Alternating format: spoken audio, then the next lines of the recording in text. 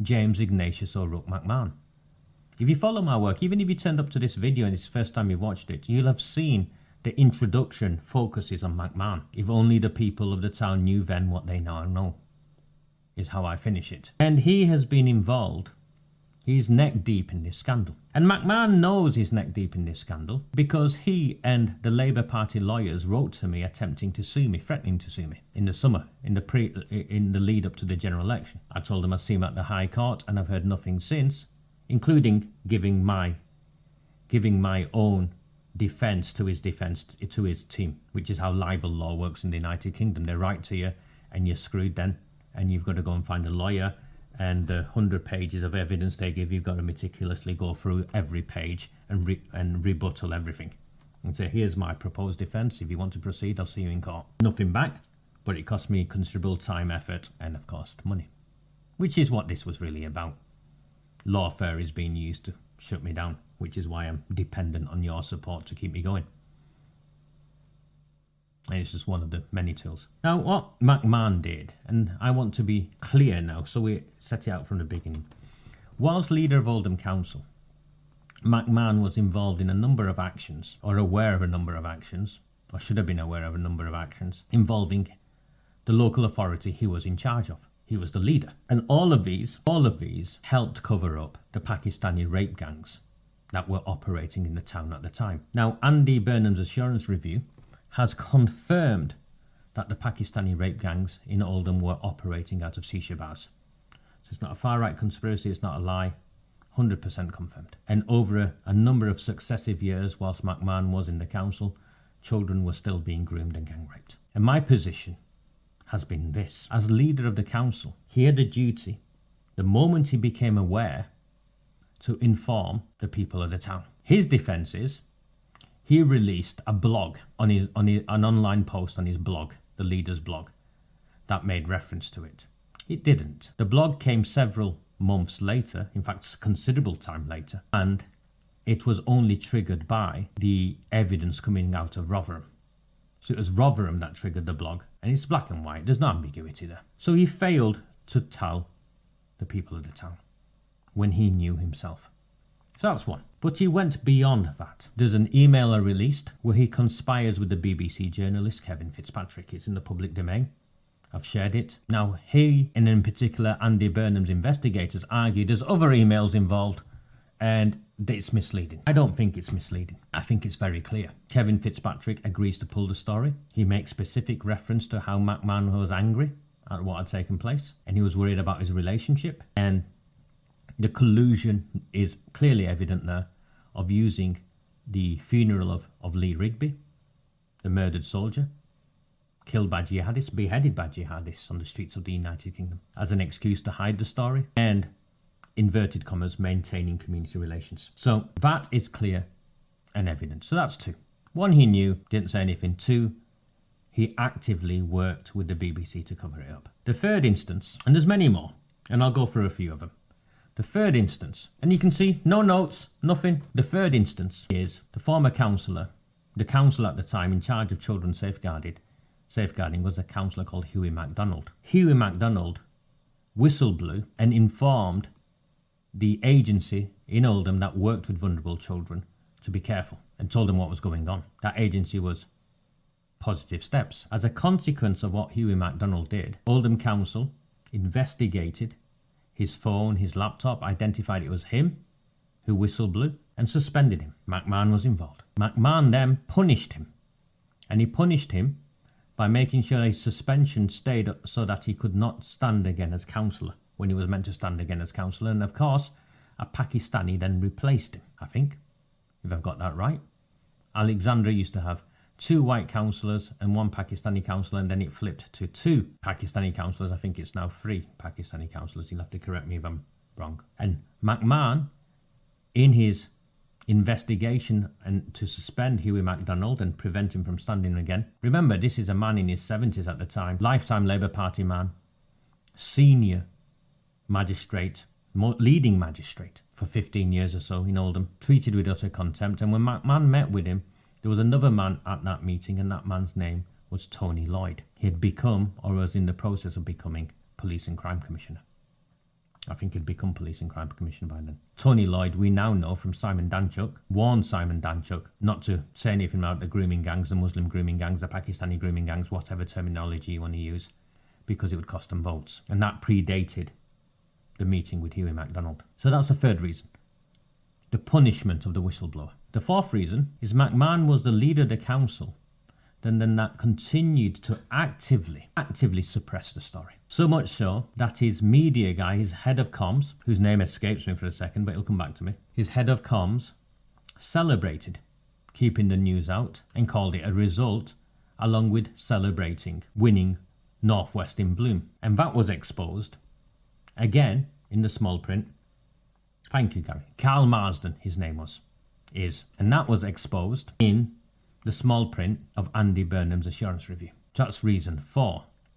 Reason 5, the paper trail in the assurance review confirms that the council was meant to inform, remember it's McMahon's council, the head teachers at a head teachers meeting, so that your children, our children, parents could keep them safe of what was going on. They followed the paper trail and there was no warning given to head teachers. The council has a statutory duty to safeguard. It's his council.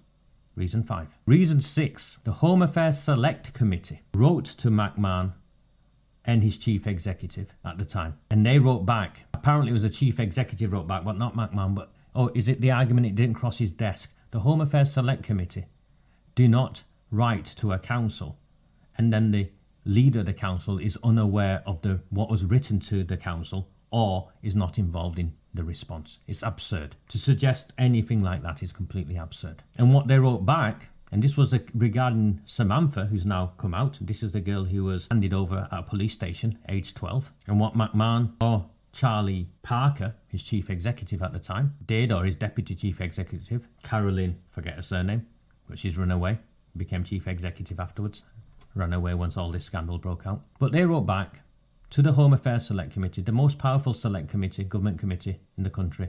They wrote back and said, she's been vexatious, she's been troublesome, and anyway, too much time has passed. It's absurd, isn't it? So what reason are we up to? 6, yes, Carolyn Wilkinson. Thank you. 6, 7 reasons. Once the story broke, once we released the story, McMahon then came after me. I have it on good authority that he met with journalists in the town, making sure that they knew that there would be consequences to me. Not to worry, he was going to deal with me. We know McMahon then started claiming far-right racism and attempted to smear me for a number of years, and he's continuing to do so. We also know McMahon was involved in the attempt to frame me for the firebombing of Arooj Shah's car. He went to the Daily Mail with an absurd story that somehow I was responsible. Later debunked by the video released of Arooj Shah's blown up car, which clearly, I think, leaves questions for Greater Manchester Police to have asked Arooj Shah had they had the courage and conviction to do so. Now, if I wanted to think this through the way it's happened to me and share my experiences, my theory would be that that car was set up to be blown up and for me to be incriminated and imprisoned as a consequence. And only by the grace of God and an old friend that I went to school with, who sent me a CCTV footage on the burner phone, did the attempts fail. So we also know that McMahon's protégés were Arooj Shah, Sean Fielding and Amanda Chadderton, 3 successive leaders of Oldham Council. All 3 of them, during their tenure, attempted to block every vote we had, demanding the government be called in to launch an inquiry. Sean Fielding claimed it was barefaced lies. Arooj Shah claimed we're all racist and misogynist and then crocodile teared. And Amanda Chadderton infamously stood up in the council chamber and said you can't say it destroyed lives. All a matter of public record, all facts. Fielding even walked out of the council chamber rather than answer questions and took every councillor out with him. Once Andy Burnham's assurance review came out, McMahon immediately went on the attack and called what is known as an adjournment debate in Parliament the day after. Prior to doing that, he released on Commons letterheaded paper with the names of Debbie Abrahams and Angela Rayner, now Deputy Prime Minister, information a statement claiming that the assurance review put an end to the matter because it was one of the best pieces of work they've ever seen. We exposed the assurance review as a cover-up which 3 years later has led to Andy Burnham backtracking and agreeing that his assurance review was limited and unable to get to the truth because he didn't have the statutory powers to do so. McMahon in Parliament stood up and called me racist and a far-right extremist and identified a number of people who follow me and used parliamentary privilege to abuse all of us. We continued our campaign. McMahon continued his abuse of me and others. It's fair enough. I'm in a fight. I know those I'm fighting will come swinging at me. And he attempted to sue me and failed. All of this is a matter of public record. So based on all of that, how dare this man release a statement confirming his writing to the Home Secretary to inform and influence the terms of reference of the proposed inquiry. This is a man who is neck deep in the cover-up, who has questions to answer, and he is now attempting to influence whatever investigation comes along. His arrogance is astonishing. I'll bring up the story. You can see it. You can judge for yourself. I'll bring it up and we'll read it together. Give me one moment. A very good evening to the 1,000 of you who are here with me. Please, if you find value in my work, like, at the very least, press the like button. Subscribe to the channel. Those two things are completely free. I have a newsletter called Red Wall and the Rabble. Again, that is free to join should you wish to do so. And I produce, I think, very good content. If you can spare 75 pence a week or the equivalent of £30 a year, please do subscribe. It's how I manage to keep the lights on. I'm very clear to those who ask me or who call me a grifter or a scrounger. The work I have done for the last 6 years has only been possible with the kindness and generosity and support of maybe 100 or so people. We are now fighting for the entire country. You're here because you find value in the content I provide and the way in which I articulate myself and analyse the information and present to you in a manner that you understand it. I'm fighting for you. At the very least, please subscribe to my newsletter, Red Wall and the Rabble. My membership numbers are embarrassingly low. It's free. You only pay if you want to. And there's no adverts, none of that. It's just me sending an email out once or twice a week, maybe sometimes more, with just the stories that I think, that I've written myself, that I think are of value, that will aid you in understanding what's going on. So please subscribe.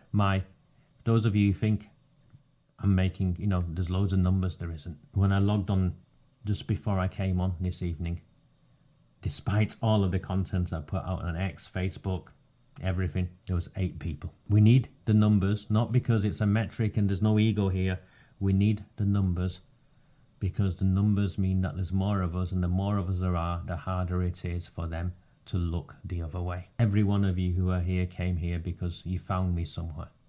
Well, please help others find me, and the least you can do is subscribe and promote my work, promote our work. I also wish I had more support, Jane. I also wish I had more support. And yes, please like and share, please do. What happened, Jen, earlier in our journey? And so you understand. And my friends Gary and Denise and some of the others, Julie, will all confirm this. When we started out this journey, I entered into a pact with a number of people who I helped become councillors. And the pact was, look, when you get in the council chamber, you will fight for this. And the ask also was, when you get in the council chamber, you'll get an allowance of £10,000 a year. Please support me with £50 a month. There are councillors in the council chamber who've got in, not through my help, who believe in what we've done, who support me financially.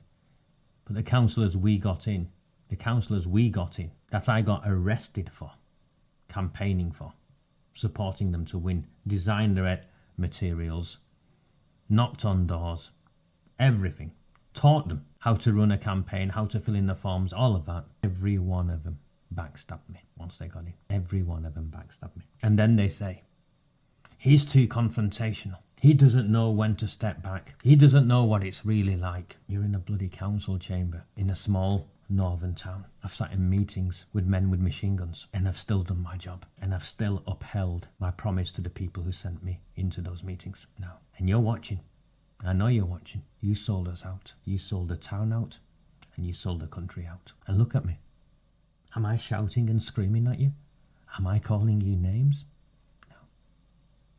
You just need to look at yourselves in the mirror, and you know. Just as when I look in the mirror, I know the man I am. Here we go. Look at that. Outrageous. Oldham MP share update. I mean, there's an S missing. Oldham MP shares update on progress of grooming inquiry. As though he's been involved. Jim McMahon has shared an update on the grooming inquiry. The MP, and it's by Jessica Rothwell, a young lady who looks like a trainee digital reporter. So they've got a trainee digital reporter who's wearing her graduation gown, it seems, to update us on something as important as this in a newspaper that's called the Oldham Times. By the way, it doesn't have an office in Oldham, it has an office in Bolton. The MP for Oldham, Chadderton and Royton has shared an update on the progress of the independent inquiry into child sex exploitation. And there you go. Jim McMahon said he has written to the Home Office to outline what the inquiry needs to include. So straight away, a man incriminated in the cover-up of the grooming and gang rape of children in the town is openly acknowledging that he has written to the Home Office to outline what the inquiry needs to include. He's interfering in an investigation where he is incriminated. Thank you, Dave. Which immediately means it's not independent. The MP said he has been working with victims and survivors, listening to their experiences. They claimed it was barefaced lies. His protege, Sean Fielding, stood in a council chamber. I repeat, barefaced lies. And for the last 5 years, his council, because the Labour Party councillors, his three proteges, have led a council that has time after time after time voted down every request for a public inquiry to call in the government until they lost overall control. So I'm not sure which victim survivors he has been listening to experiences or working with. He said it is these experiences and discussions that have led him to what he said needs to be included in the inquiry. So he's not doing it to protect him, he's doing it because he's spoken to the survivors. Can't the survivors speak for themselves? Has any survivor issued a statement or any group issued a statement? Survivors group saying, I've met with Jim McMahon and he's now going to write to the government with X, Y and Z. No, none of that's took place. He wants to include focusing on survivors and that he has outlined this to the Home Office. So he wants to deflect away, and it's what I've said all along from the outset. We cannot just focus on the survivors. We have to focus on the circumstances which led to children being groomed and gang raped on an industrial scale. Who was responsible, both in terms of the perpetrators and those in terms of frontline delivery, who failed them, and who was also involved in the subsequent cover-up. He doesn't want any of that. Of course he doesn't want any of that. He wants to focus on the survivors. Please give me a second whilst I work out why. It's because I zoom in, it loses it. He added, and this, see it straight away. He added the inquiry, which will be led by Oldham Council. So it's confirmation that the council is investigating what Yvette Cooper is proposing is for the council to be investigating itself. You can add the Home Office and the GMCA if you want, but he has added the inquiry which will be led by Oldham Council, the Home Office and the GMCA. So Oldham Council has been incriminated, neck deep in the cover-up, and the GMCA, Andy Burnham's office, has been incriminated, neck deep in the cover-up. So two of the three partners are neck deep in the cover-up, and what is the Home Office? Yvette Cooper. It must be independent and trusted. How can it be independent? How can anything be independent and trusted when it is led by the council? Sorry. Pause. Oh my. Long suffering, Jack. Long suffering. So he's saying its leader has to be someone who has a proven background of dealing with complex inquiries, a history of speaking truth to power and following the evidence wherever it leads. Well, that's wrong, isn't it? Because you've restricted the terms of reference already. You've written to the Home Office. You're neck deep in the incrimination. And what this also proves is that the Tom Crowther, the guy who led the inquiry in Telford, is not going to be leading the inquiry in Oldham. So that's confirmation. He's going to be part of some overarching group or something, but he's not going to be leading the inquiry in Oldham. Also, McMahon states the inquiry must be victim and survivor led and must be open to everyone. Why should it be victim and survivor led? What experience and expertise have any of the victims and survivors got in forensic investigations? And one of the survivors yesterday messaged me angry because I'd questioned something. Listen, I don't care how angry any of you get at me. I'm very clear, this is bigger than any one of you. It's bigger than every one of us. And I believe you are being used. I believe the survivors that the council is working with are being used, manipulated. And you also witnessed that in the council meeting, last council meeting, where Arood Shah stood up and, I apologise to the survivors who had to witness this. Shut up. Hiding behind survivors, children who were groomed and gang raped, hiding behind them is the absolute scummiest behaviour I've ever come across. Also, McMahon states the inquiry must be victim and survivor led and must be open to everyone. I have been very clear, I will not work with it. I will campaign to ridicule it and destroy it. I will not work with anything that involves Arood Shah, who is a Pakistani gangster endorsed council leader, neck deep in the corruption in this town, or anything that Jim McMahon has influenced by writing to the Home Office. Recognising that failures to support victims of sexual exploitation and abuse can impact on other different periods and experiences, he said. I mean, what does that mean? No victim or survivor of abuse and exploitation should be denied their case being included. Well, the survivors who had their cases included didn't even know they had their cases included. This isn't about including the survivors' cases. And again, the onus of that sentence, no victim or survivor of abuse and exploitation should be denied their case being included. So it's up to survivors to come forward and say, I want my case included. No, the council and the police have a list of hundreds, if not thousands of children. That's where you should start, with the very authorities. Next, McMahon said the inquiry must follow, I'm not sure it's an inquiry I thought, but the inquiry must follow all evidence and ensure that it covers all relevant time periods, engages all police forces and local authorities involved in the cases under review in order to assess cross-border and multi-agency activity. Hold on. Where were you saying this for the last 6 years when we were screaming, fighting, saying Andy Burnham's assurance review was time restricted and it wasn't fit for purpose? Where were you? Where were you when we were saying these are county line operations, children were being trafficked across the entire country? Where were you? You were the bloody MP.